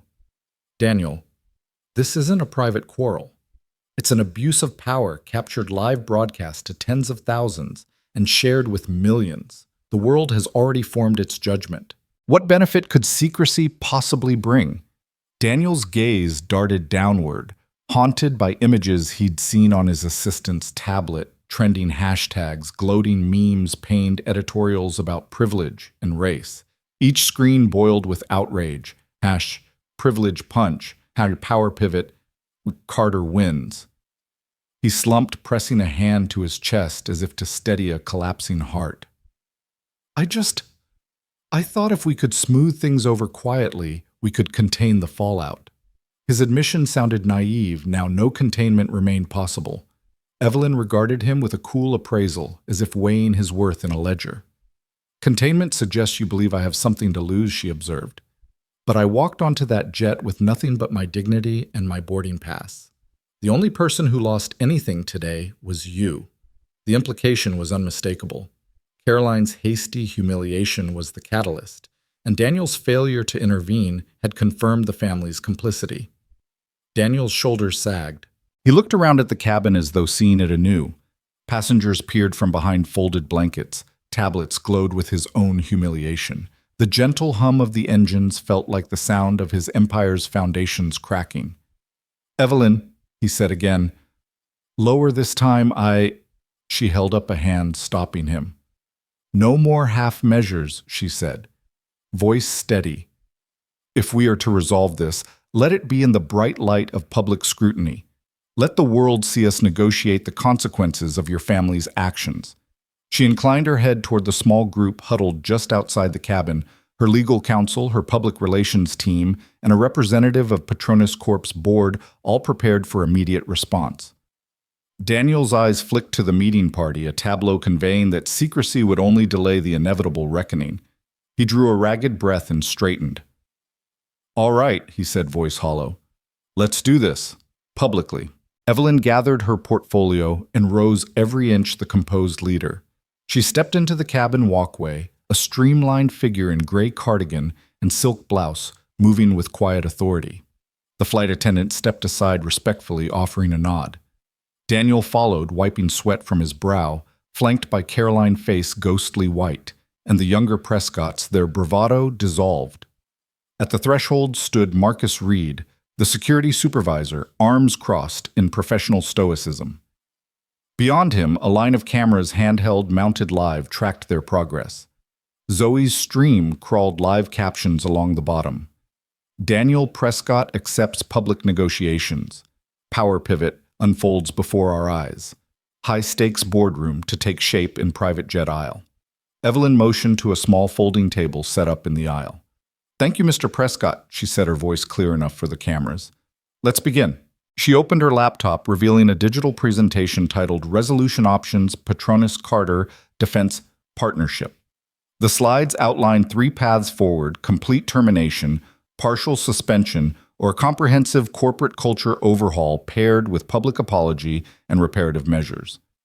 Daniel glanced at Caroline, whose trembling lip betrayed her fear. He nodded curtly, then turned back to Evelyn. "We're prepared to consider your proposals," he said, the words tasting like ash. "But first I want to express my regret." His tone was sincere, a stark departure from the arrogance he'd worn only hours ago. "I apologize to you, to your company, and to everyone who witnessed that disgraceful display." The cabin, once split between resentment and curiosity, fell into a pensive hush, compassion mingling with the desire for accountability. Evelyn nodded, acknowledging the apology without indulgence. "Thank you," she said softly. "An apology is only a first step. The world needs to see actions that match your words." She brought the laptop closer and clicked to slide 2, option 3, corporate transformation. Bullet points detailed a $50 million diversity and inclusion fund mandatory bias training for all executives, Caroline's removal from public-facing roles, and a formal partnership with Carter Defense on innovation grants for underrepresented engineers. Daniel's gaze flicked to Caroline, whose face burned with shame as the cabin echoed with Zoe's live commentary. They chose the hardest path: accountability over escape. He pressed a hand to his chin, then looked back to Evelyn. "Option 3, he said, voice firmer now that it carried purpose and not desperation. "We accept." A murmur ran through the remaining passengers, not judgmental, but respectful. They had witnessed a man forced to confront his failures and make reparations in full view. Even Chloe Hargrave, still trembling, offered a tentative nod. Alex lowered his phone. The last of his doubt replaced by awe. Caroline straightened, tears sliding down her cheeks, but a sense of relief mingled with her remorse. She knew this was the right choice, however painful. Evelyn closed her laptop, sliding it into her portfolio. She extended a hand to Daniel. "Then it is settled," she said, her voice calm and clear. As Daniel clasped her hand, an unsteady yet sincere gesture, the cabin lights dimmed slightly for meal service. The power pivot was complete. Today's predator had become tomorrow's partner, and the lesson was branded onto every screen, every mind, and every policy that would follow. Zoe Donovan ended her stream with a triumphant whisper. Lesson learned, world.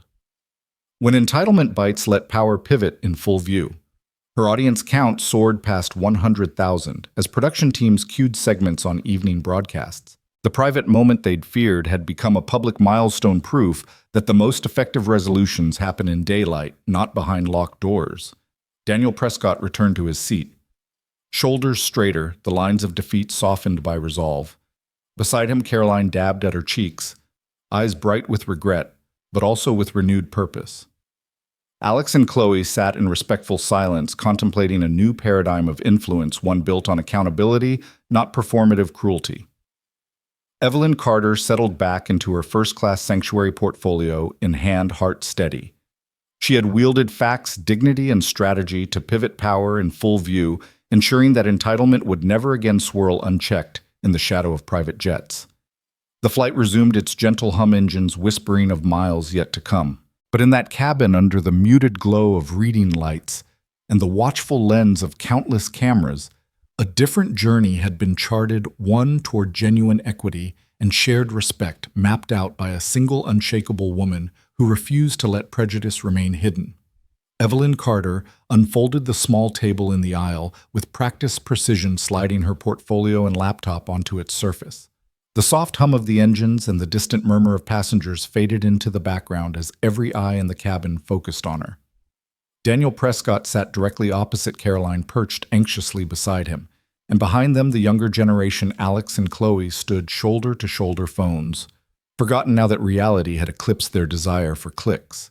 Marcus Reed, the security supervisor, hovered respectfully at the back, flanked by Rachel Kim and Evelyn's legal counsel. It felt less like a private jet and more like an emergency boardroom. Evelyn tapped her tablet once, bringing up a concise presentation titled Resolution Framework, Petronas-Carter Partnership. The first slide faded into view, its title shrinking to reveal the text she had rehearsed so many times, the possible paths forward. She offered Daniel a steady glance. Mr. Prescott, we have 3 paths to choose from. The first is complete termination of our 8-year partnership. As she spoke, she clicked again, and a detailed breakdown of the immediate consequences appeared: the cessation of all supply lines, the permanent closure of joint ventures, and the cancellation of pending R&D investments. Daniel's face paled. He leaned forward, eyes darting over the figures: billions in sunk costs, facilities idled, and hundreds of employees left without roles. His normally crisp composure dissolved into shock. You would literally send our joint programs into freefall, he asked, voice hushed, but edged with panic. Evelyn nodded, expression calm. Yes. If the trust between our organizations cannot be restored, then there is no rationale to continue. The first option is final and irreversible. She paused, letting the gravity settle like a quiet echo through the cabin. Daniel swallowed, throat tight, as Caroline pressed her hand to his arm. It was a chamber filled with payoff tables and potential bankruptcies, an apex of strategic consequence. Without pause, Evelyn tapped again, shifting to the next possibility. Option 2. We maintain a partial continuation of obligations but suspend the largest contracts. This would preserve some revenue streams but trigger immediate layoffs and a collapse in overall defense revenue projections. The slide morphed to reveal a stark graphic: a 60% revenue drop, a projected loss of nearly 3,000 jobs, and accelerated severance costs. This choice would soften the blow in the short term, but ultimately decimate your defense division, she said, voice unwavering. Daniel's knuckles whitened as he gripped the edge of the table. He closed his eyes for a moment and inhaled deeply, trying to steady himself. Beside him, Caroline drew in a quiet breath, lips pressed together. Alex and Chloe shared a glance, their mutual uncertainty reflecting in their expressions. Chloe's hand trembled as she brushed a stray lock of hair behind her ear, her influencer poise replaced by genuine fear. The second option, Daniel said slowly, would save some face, but at the cost of thousands of livelihoods. He glanced up at Evelyn. Is there truly no middle ground? His voice cracked, betraying the weight of choices he had once assumed would never be his to make. Evelyn offered a small, empathetic smile. I understand the difficulty, but the purpose of these options is clarity. Your family's actions demonstrated a fundamental disregard for the dignity of our leadership. We cannot continue as though nothing has happened. Thus, the third and final proposal. With a gentle press, she transitioned to the last slide. The cabin lights seemed to soften as she spoke, as though bracing for a hopeful alternative. Option 3. A comprehensive diversity and inclusion overhaul coupled with public accountability measures. The screen lit with bullet points of corporate reforms, though she never called them that aloud. Instead, she described them allowing each requirement to emerge naturally. We asked for a public apology from Ms. Prescott, acknowledging the wrongdoing and committing to change. Evelyn said, voice unwavering.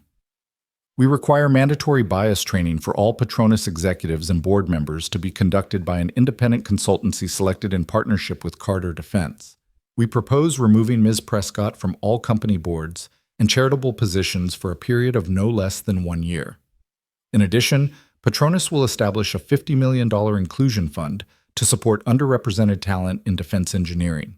She paused, allowing those terms to sink in her eyes, meeting Daniel's in quiet invitation. Dan's heart raced. He thought of Caroline's tallied appearances at galas and board meetings now, to be stripped from every title she held. He remembered Alex's swagger and Chloe's proud platform now trembling under public scrutiny. All of it hinged on this moment. In the hushed silence, even the engine's roar seemed respectful. Guests reclined slightly, their eyes attentive, ready to bear witness to the choice that would define the Prescott legacy. Zoe Donovan's live feed pulsed behind the closed cabin door, viewers clamoring for resolution. Which option will they pick? Go with justice. No more second chances. Daniel's knuckles whitened further as he grasped the table, the slick varnish biting into his fingertips. He inhaled, trying to center himself. Caroline reached over her voice, small Dan, but he shook his head, turning back to Evelyn. Option 3, he said, voice steady but strained. We accept your terms. A collective exhalation rippled through the cabin. Rachel's posture relaxed, a subtle nod acknowledging the decision. Daniel turned to Caroline, offering what comfort he could. It's the only way forward. Caroline swallowed tears in her eyes, then nodded. Evelyn closed her tablet and slid it into her portfolio. She rose slowly, extending her hand to Daniel. Thank you, she said softly. Your choice honors the importance of accountability. When Daniel accepted her hand, the cameras outside captured the moment, a firm handshake bound with silent recognition of the work ahead. Caroline stood next, voice quavering as she addressed Evelyn. I am deeply sorry for my actions. I commit to the training, the removal, and to supporting these reforms wholeheartedly.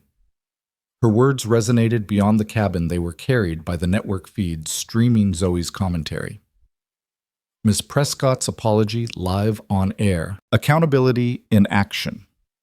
Alex and Chloe exchanged looks of cautious relief. Alex closed his phone, tucking it into his pocket as if burying the past. Chloe dabbed at her cheeks, steadying herself. They had watched their family's arrogance collapse and emerge humbled. This was their new inheritance responsibility. Marcus Reed stepped forward, clearing his throat. Ms. Carter. Mr. Prescott, he said, voice formal yet respectful. We will oversee the implementation of these measures. Documentation will follow, and security protocols will remain in place until all parties confirm compliance. His presence, a symbol of order, underscored the seriousness of the agreement. Evelyn inclined her head in gratitude. Thank you, Marcus, she replied. She turned back to face Daniel and Caroline, her expression softening. This resolution ensures that dignity and respect guide our partnership from here on. I look forward to working with you in a spirit of mutual regard. Daniel nodded, a weight visibly lifting from his shoulders, even as new responsibilities settled upon them. As do I, he said, meeting Evelyn's gaze with renewed determination. Thank you for your leadership and for this second chance. Caroline reached for Evelyn's other hand, offering a gesture of solidarity. We will not take this lightly. Her vow, sincere if belated, felt like the rebirth of a legacy once teetering on the brink of disgrace. The cabin lights brightened slightly as the flight attendant re-emerged to resume service. Soft clinks of glass and murmured conversations resumed, now tinged with respect rather than curiosity. Zoe's live streaming camera cut away from the closed cabin, focusing on the sleek jet doors as they slid open to reveal Miami's sunrise. The world beyond buzzed with the news the Prescott family had chosen: accountability over evasion, humility over hubris. Evelyn returned to her seat, portfolio tucked neatly in her lap. Daniel and Caroline sank into the opposite seats, hands clasped together but no longer trembling. Alex offered a tentative thumbs up to his sister, and Chloe returned a shy nod. The power pivot was complete salvation, had been bought at the price of humiliation, but in its place rose the prospect of genuine transformation. As the jet leveled off toward its cruising altitude, Evelyn allowed herself a small, private smile. In the quiet aftermath of resolution, she knew the real work was only beginning. But for now, this moment belonged to dignity upheld to justice delivered, and to a partnership reborn under the firmest possible terms, respect, and accountability laid out plainly on a jet's aisle table, witnessed by the world. The moment Caroline Prescott pressed post on her carefully worded apology, a tremor ran through Prescott Corp's digital presence. Her statement, penned in collaboration with Carter Defense's Inclusion Council, appeared simultaneously on the company's official Twitter, LinkedIn, and Facebook channels. In her video address, she spoke directly to the camera. "I recognize that my actions were hurtful and unacceptable. I am committed to learning, to listening, and to ensuring no one else endures what Mrs. Carter experienced."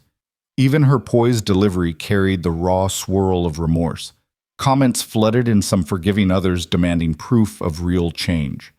Within minutes, the apology became the talk of every boardroom Slack channel and water cooler chat across corporate America. By mid-afternoon, the first unconscious bias seminars were being scheduled. Prescott Corp's HR director, once focused on quarterly headcounts, now juggled calendars with diversity consultants slotting 8-hour workshops into every executive's itinerary. Caroline, true to her promise, volunteered to co-host the inaugural session and act as public as her misstep had been. In a sunlit conference room overlooking the city skyline, she stood before her former critics and new allies, alike guiding them through role plays and microaggression simulations. Her voice, once sharp with entitlement, now softened by empathy, narrated each scenario. Imagine you're on the receiving end of that comment. How does it feel? Attendees shifted uncomfortably in their seats, confronted with their own blind spots. What began as a perfunctory checkbox exercise quickly became a litmus test of sincerity, as executives recognized the depth of change required beyond mere compliance. Behind the scenes, Daniel steered the launch of Prescott Corp's $50 million inclusion fund. He convened a special committee comprised of Carter Defense advisors, minority-led think tanks, and community advocates to define the fund's mission. Within days, grant proposals poured in scholarships for women in STEM apprenticeships, for first-generation engineers coding boot camps in underserved neighborhoods. The fund's first $5 million tranche went to a nonprofit training formerly incarcerated veterans in cybersecurity, an initiative that resonated deeply with Carter Defense's own veteran workforce. Press releases heralded the partnership. But it was Caroline's on-camera gratitude speaking from the nonprofit's warehouse-turned-classroom that captured hearts. "We are investing not because it's a trend, but because it's our responsibility." Meanwhile, Zoe Donovan's live stream eclipsed every expectation. From the initial 30,000 viewers at takeoff, her channel exploded to 200,000 concurrent watchers as she ping-ponged between the jet's departure and behind-the-scenes coverage of Prescott Corp's unfolding reforms. Her candid interviews with workshop attendees, candid snapshots of Caroline's post-seminar debrief, and on-the-ground footage of grant recipients presented a mosaic of accountability in motion. Corporate commentators took note. "Zoe's brand of citizen journalism is rewriting the rules of reputational management," one analyst tweeted. Business schools bookmarked her feed, linking it as a complimentary case study to their crisis management curricula. In private LinkedIn groups, PR professionals dissected every frame of her footage, debating which moments would stand the test of time as symbols of genuine reform. Within Prescott Corp's downtown headquarters, the change was impossible to ignore. The lobby video wall cycled through Caroline's apology, the seminar calendar, the inclusion fund applications, and live updates from Zoe's channel. Security supervisor Marcus Reed, invited as a guest speaker in one workshop, shared his de-escalation techniques with curious HR staff, earning an unexpected round of applause. Evelyn Carter, back at her Arlington offices, received daily briefings on the fund's pipeline, the seminar attendance rates, and the social media sentiment analysis, a data stream she monitored as closely as any profit and loss statement. By week's end, the tremors of Prescott Corp's transformation had reached the ears of its suppliers and clients. A longtime vendor in Dallas reported, "We had to update our code of conduct after watching what happened." Respect isn't optional anymore. At a defense industry conference in Washington, an entire panel debated digital democracy and corporate accountability, referencing the Carter-Prescott saga as a watershed moment.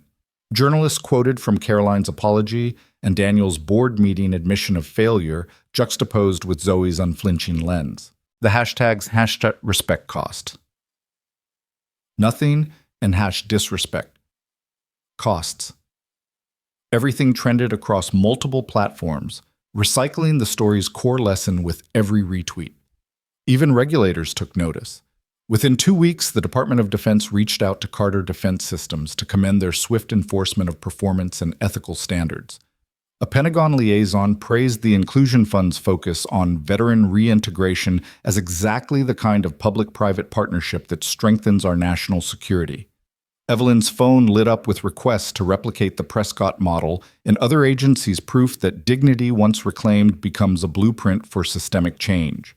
At Prescott Corp's next all-hands meeting held via secure video link to accommodate global offices, Caroline and Daniel addressed an audience of thousands.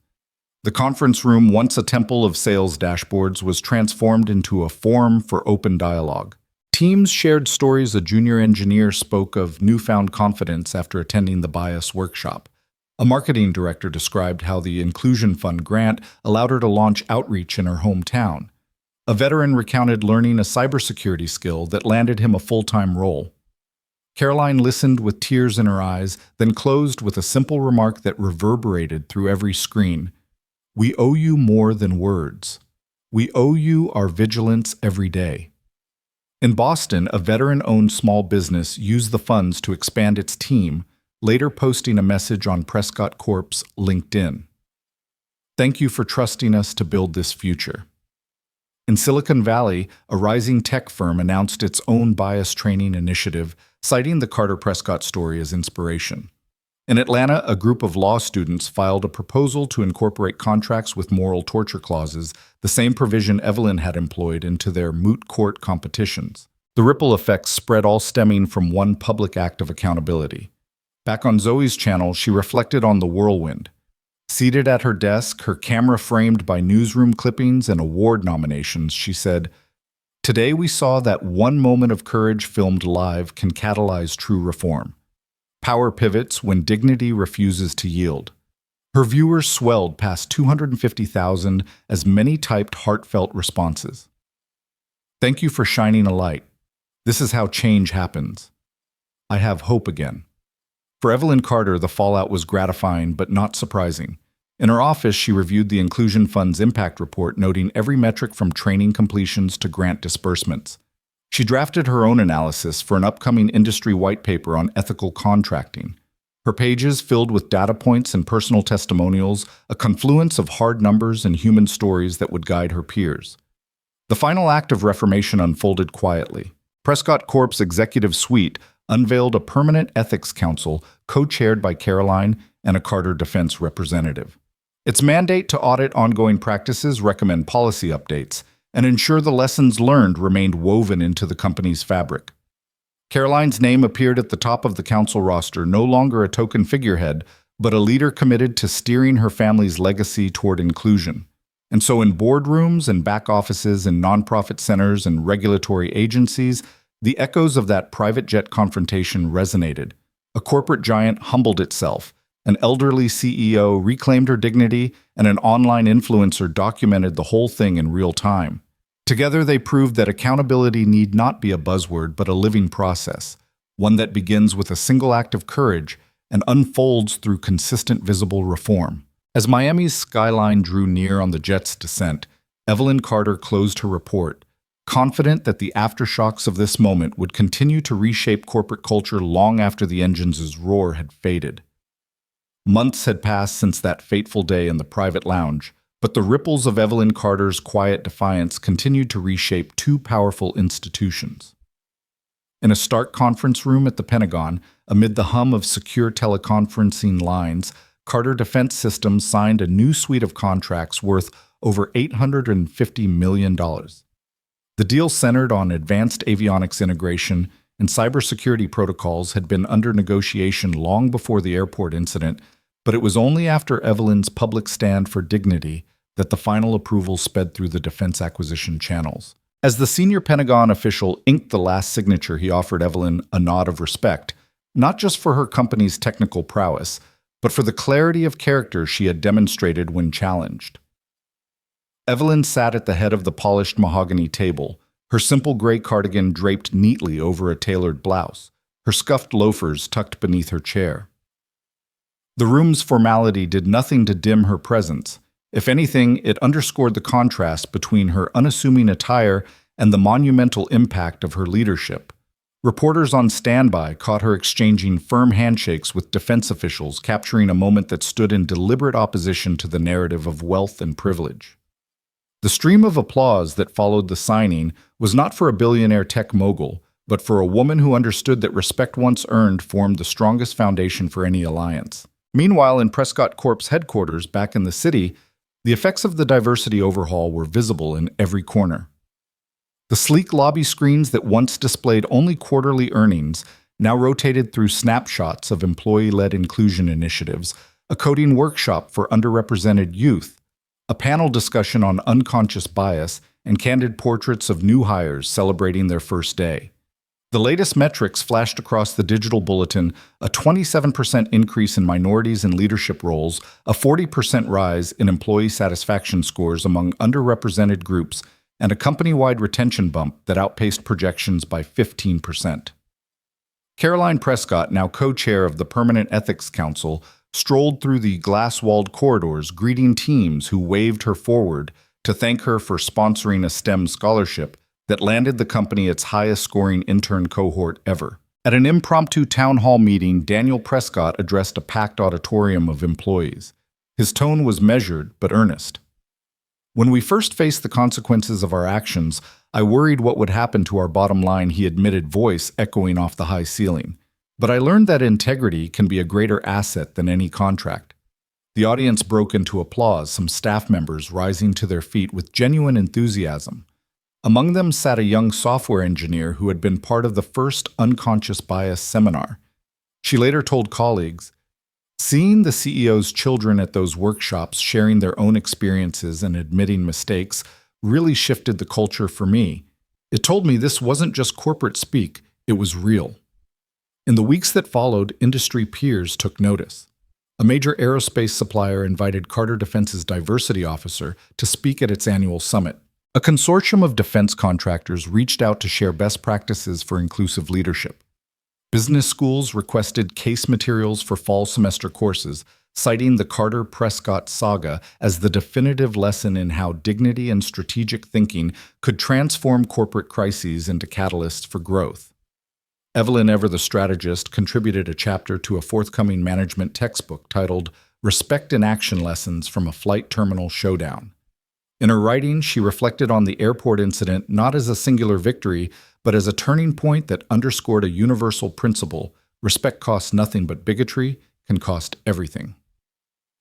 Back at Carter Defense headquarters in Arlington, employees gathered in small huddles around cafeteria tables, recounting the story as if it were legend. Some remembered the day a viral live stream captured an elderly CEO's calm composure. Others spoke of the legal acumen that converted prejudice into a billion-dollar contract termination. Each retelling carried its own emphasis, whether on strategic leverage, personal courage, or systemic change, but all circled back to the same truth. Assumptions about worth based on appearance can be devastatingly wrong. Evelyn herself kept a modest photograph on her desk, a snapshot of her at the boarding gate, threshold, boarding pass in hand, surrounded by streaming phones. Beneath it, a small plaque read simply, "Dignity is not negotiable." Caroline Prescott often visited Carter Defense to collaborate on joint inclusion ventures. During one session in a sunlit meeting room filled with diverse voices from both companies, she apologized again. This time not as a performance, but as a genuine acknowledgement of progress made and work yet to be done. She spoke of the children she now met at STEM outreach programs, of the joy she felt when underprivileged students tinkered with robotic prototypes she had helped fund, and of the personal growth that had come from confronting her own biases. In those moments, the old Caroline Brash entitled Unreflective seemed like a distant memory. At a gala for corporate social responsibility, Evelyn took the stage in a simple sheath dress cardigan folded neatly in her arms. The audience, CEOs, investors, nonprofit leaders listened as she shared insights on ethical negotiation and the importance of human dignity in every deal. The greatest innovations arise when every participant feels seen and respected, she said, voice resonant. Without that foundation, we risk losing sight of the very purpose our organizations exist to serve. When she finished, the standing ovation wasn't just polite, it was heartfelt, affirming a legacy built on substance rather than spectacle. Meanwhile, in homes and schools across the country, clips from Zoe Donovan's original live stream continued to circulate. Even years later, students in corporate ethics classes watched the footage, nodding at Evelyn's steady composure and Caroline's transformation. The hashtags #RespectCosts. Nothing and #dignity is not negotiable remained in rotation on social feeds used by activists and educators alike to illustrate the power of strategic calm. Zoe herself went on to host a documentary series spotlighting everyday heroes who defied prejudice with quiet strength, each episode beginning with a nod to that airport lounge where dignity changed the conversation forever. On a crisp autumn morning, Evelyn stepped off a subway train near the Carter Defense R&D Center. Dressed inconspicuously in a well-worn cardigan and flats, she blended seamlessly with the engineers and analysts hurrying past. She greeted the security officer with a friendly wave before checking her badge and entering a lab where a team of young innovators was testing next-generation drone navigation software. "Good morning," she said quietly, peeking at their data streams. "How's the new algorithm performing?" Without fanfare, she reviewed their notes, offering insights born from decades of technical and ethical rigor. To anyone watching, she was simply a leader who understood both the human and the mechanical facets of her mission. As she walked through the humming rows of workstations, Evelyn reflected on the journey from that moment at the boarding gate to this unassuming morning in an R&D facility. It was a path forged through strategic resolve, legal precision, and an unwavering commitment to dignity. The world had watched a family's privilege confronted and corrected. It had learned that corrective measures could yield positive transformation rather than lingering resentment. By midday, news channels filed updates. Carter Defense's new contracts were on schedule. Prescott Corp's diversity indices continued climbing, and the Joint Inclusion Fund had already approved 12 grant applications. In a brief phone call, the Pentagon liaison praised Evelyn for her foresight in coupling technical excellence with ethical leadership. "It's a model worth emulating," he said. "You've demonstrated that respect is more than a social nicety. It's a strategic imperative." Evelyn smiled into the receiver and thanked him, hanging up with the same composed calm she had exhibited months earlier, even as the stakes now lay at the heart of national security. She returned to her desk and reviewed a final quarterly report. Revenues were strong, workforce engagement was at an all-time high, and the company's reputation indices showed sustained improvement. The figures confirmed what her heart already knew. The legacy of dignity she had chosen to uphold had not only survived the test of prejudice, but had thrived as a beacon for others. Late that afternoon, as the sun cast long shadows across the Carter Defense campus, Evelyn lingered by a small courtyard garden planted by the Inclusion Fund's first beneficiaries. She watched a group of interns, diverse in background and experience, crowd around a prototype display animatedly discussing its potential. She remembered her own granddaughter's wide-eyed wonder the first time she visited a tech lab. Evelyn paused, rebuttoned her cardigan, and approached the interns, offering a warm greeting. "I'm proud of what you're building," she said, voice gentle. "Remember, innovation thrives where every voice is heard." Their eager smiles were the strongest testament to her enduring lesson. In that quiet moment beyond the glow of screens and the weight of boardroom decisions, Evelyn Carter embodied the truth. She had proved so dramatically respect indeed costs nothing, but bigotry can cost everything. And in choosing to stand for dignity, she had forged a legacy that would outlast any contract, any corporate title, and any fleeting moment of viral fame.